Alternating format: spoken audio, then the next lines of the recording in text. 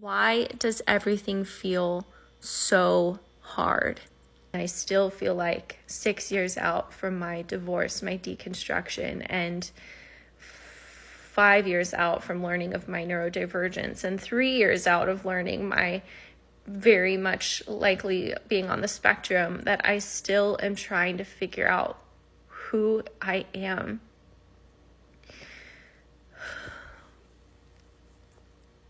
Life was simpler when I saw life as black and white, good and evil, in and out. And I understand the comfort that people would draw from that.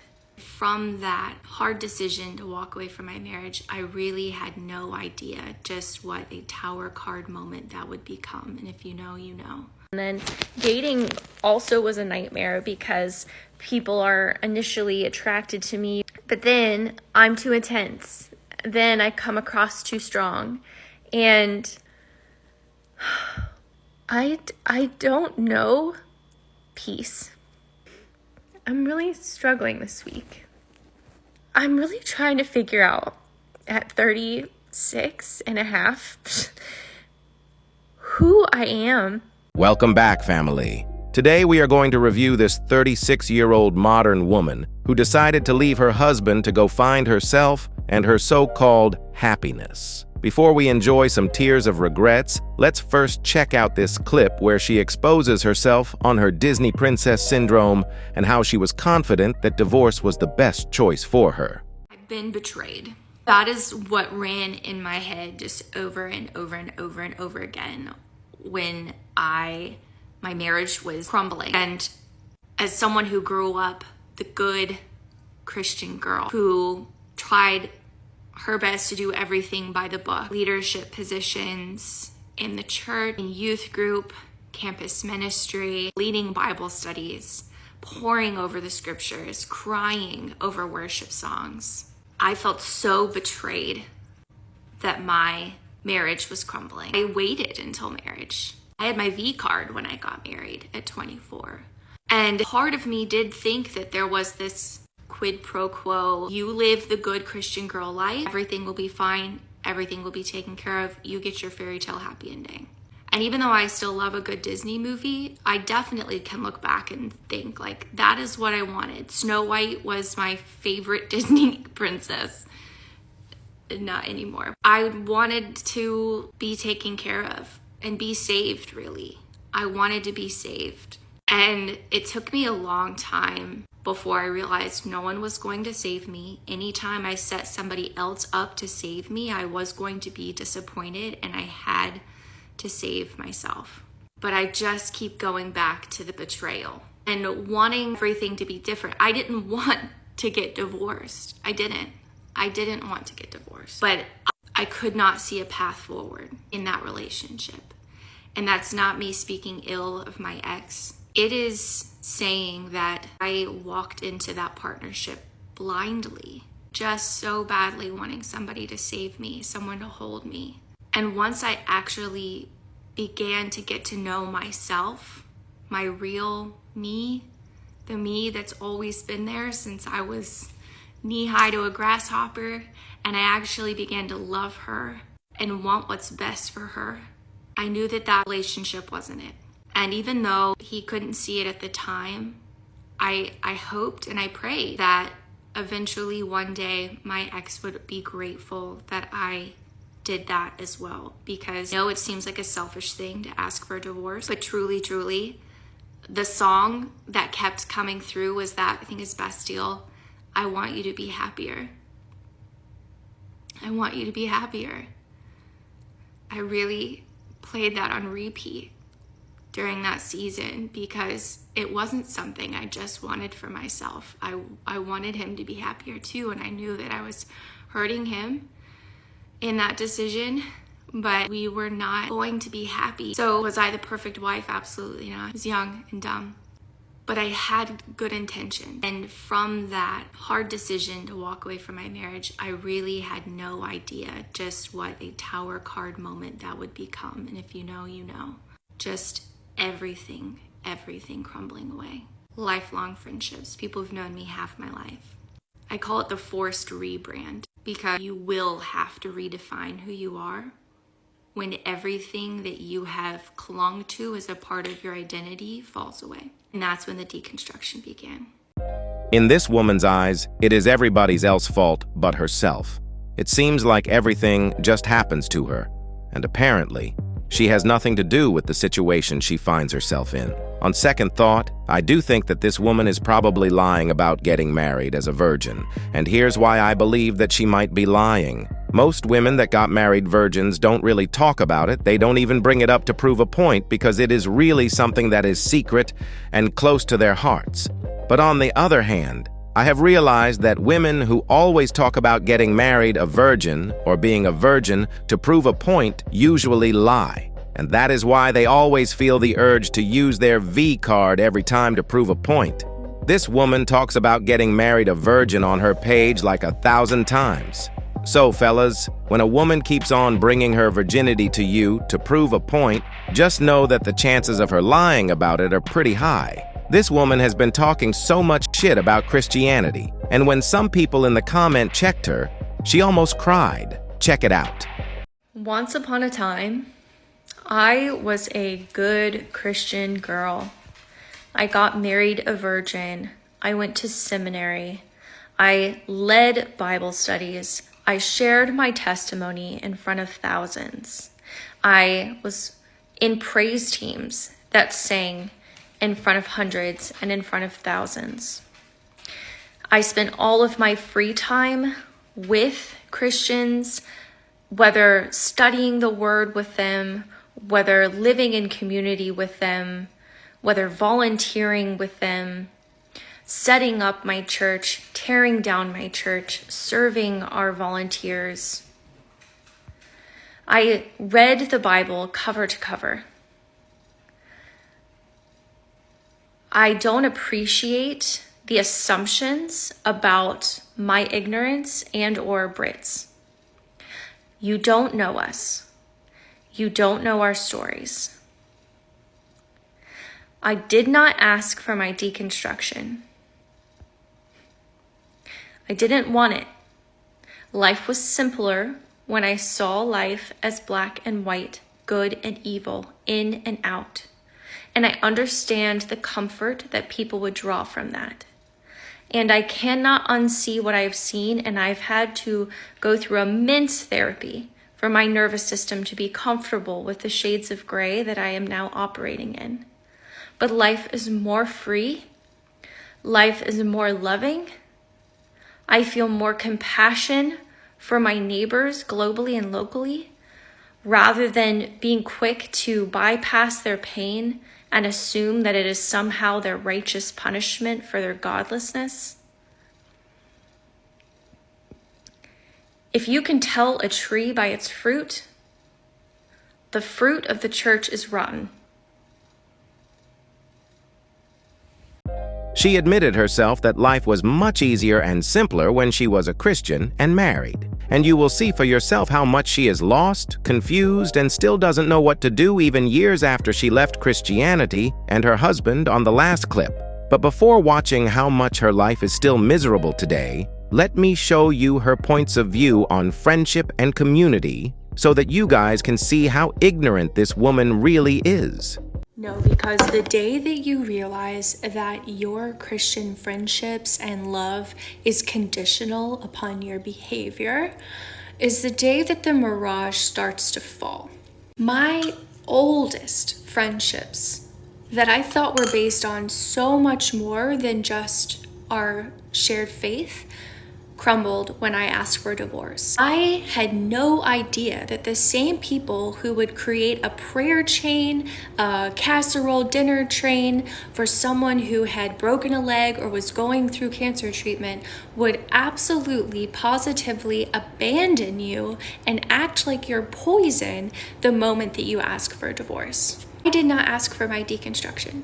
My deconstruction happened to me because when your whole support system, your whole sense of self, your whole sense of culture, because it's the only music you listen to, it's the only friends that you hang out with, it's the only media that you consume.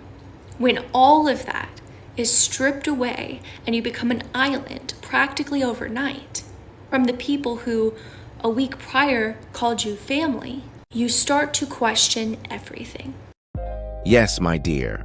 You are now a poison to your friends because you went against a fundamental belief of theirs. If your life decisions go completely against what I stand for or believe in, I also will probably cut you off, or at least keep our interaction to the bare minimum. Guys, this woman is even trying to convince herself that the concept of breaking up your family is made up. Check it out. I have 60 seconds before we leave for dinner, but I wanted to share this theory with you. I feel like the broken family label is actually a hangover from that puritanical, toxic Christianity theology. And here's what I mean. The church is really big on self-sacrifice, right? And sacrificing to the point of giving up anything for the sake of the Lord. And that includes giving up your happiness. One of the things that we say inside of the church is God wants you to be holy, not happy.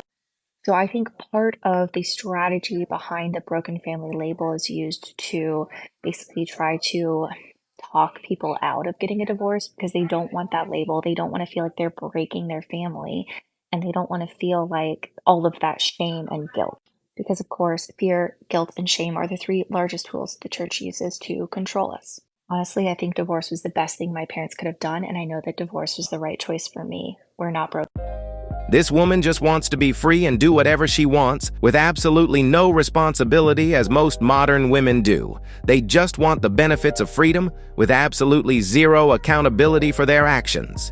Now let's see where all her talking and bragging about how much divorce was the best decision ever has led her today.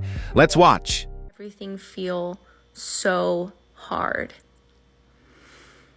And when I tell people that I'm diagnosed ADHD and completely convinced that I'm on the spectrum but have not been formally diagnosed, people are like, well, you don't seem neurodivergent, you don't look neurodivergent, so it must not be that bad. My brain,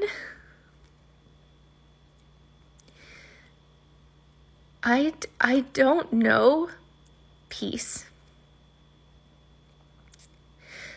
And I'm really trying to figure out at 36 and a half who I am, because I remember being told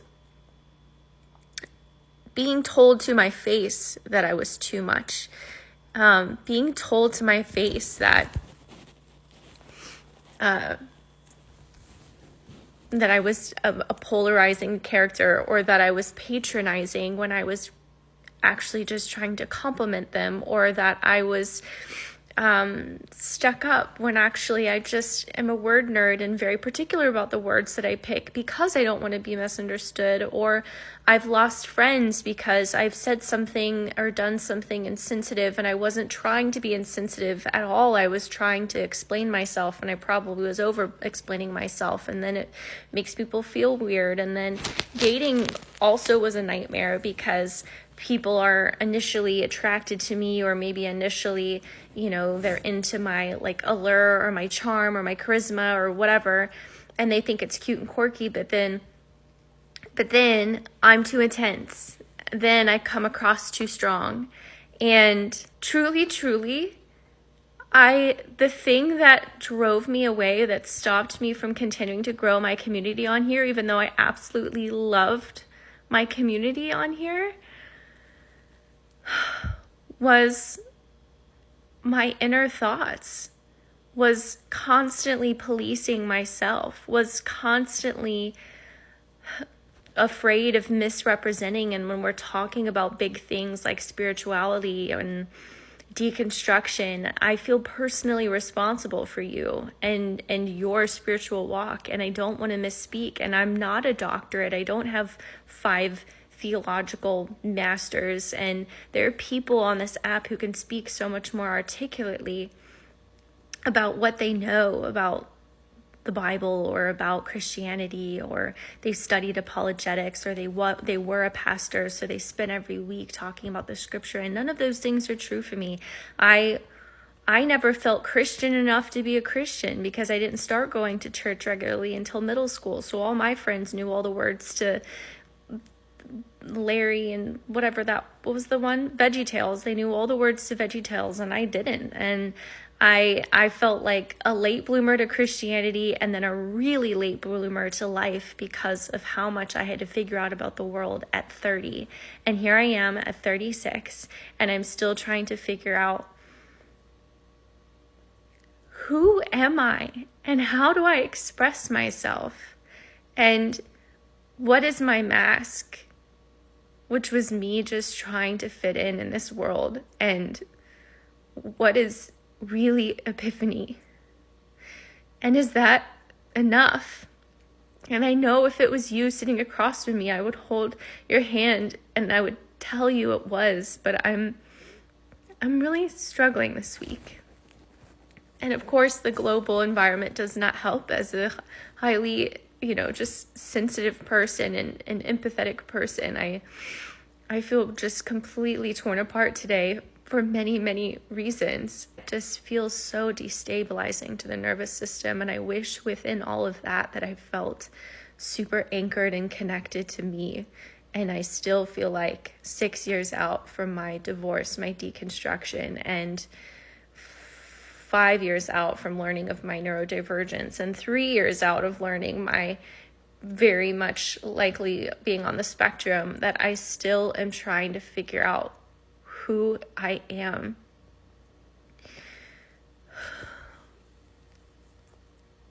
And if I learned anything this week with losing this app for all of 10 hours, I don't feel comfortable even being there. I don't know. I still don't know if I'm going to post this.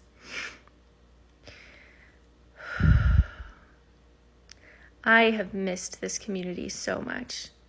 It was such a gift to grow a community so quickly around other people who felt my pain, trying to figure out who we are after our whole basis and thesis for life and existence is kind of stripped away from us.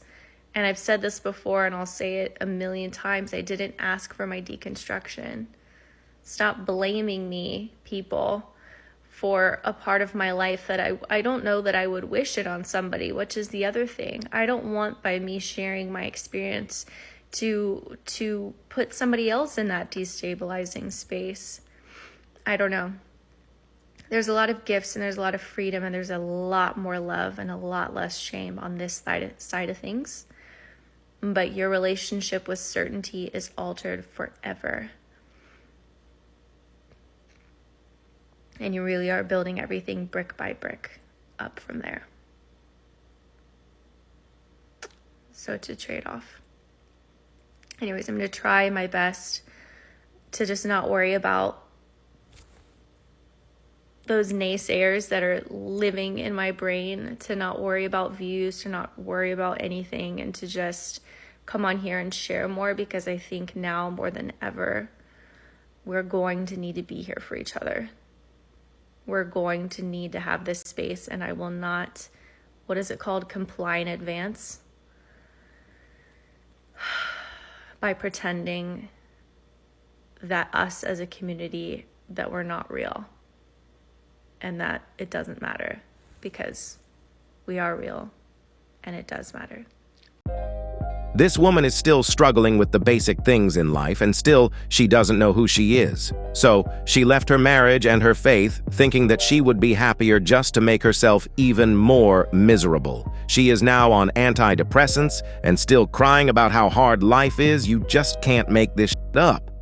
Fellas, protect yourselves at all times against these types of women.